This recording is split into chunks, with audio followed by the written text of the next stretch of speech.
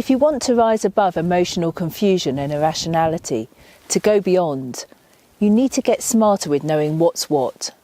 The words emotion and feeling are commonly both used to express the same meaning, but there's actually two completely different sets of emotions or feelings going on, not one.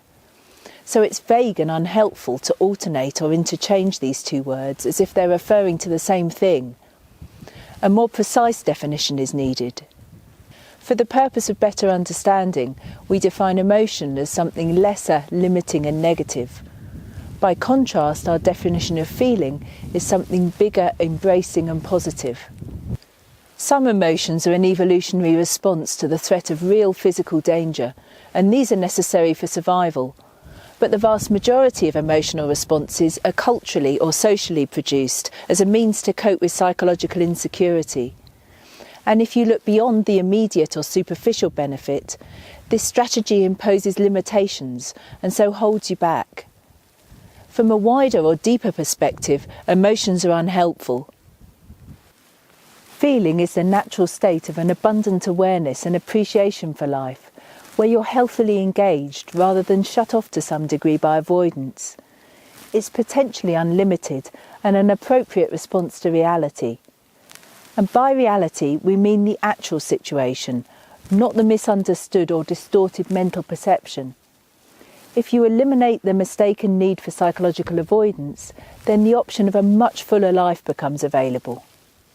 A simplistic but useful way of visualising the difference between emotion and feeling is to think of a pipeline. When there's an uninterrupted flow of water, this is feeling. But when there's been a series of collapses or blockages in the pipeline, restricting the flow to a trickle, or perhaps causing surges like with whitewater rapids, then this is the equivalent to emotion.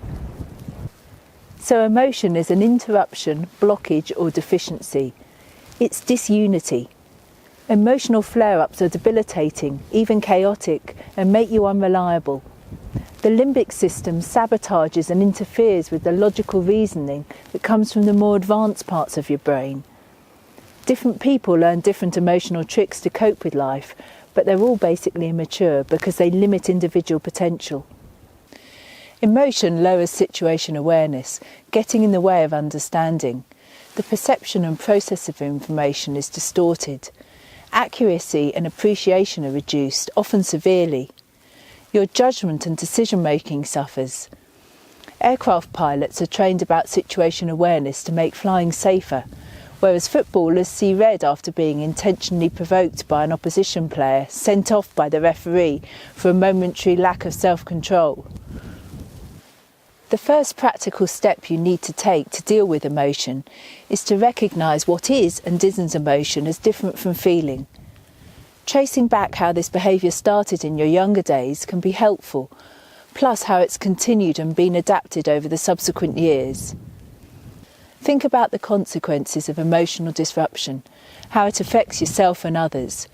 Be ruthlessly self-honest. Understand that coping is a strategy of limitation and consider the alternative path of going beyond. You then need to practice a different way of responding when emotion threatens to erupt, or does.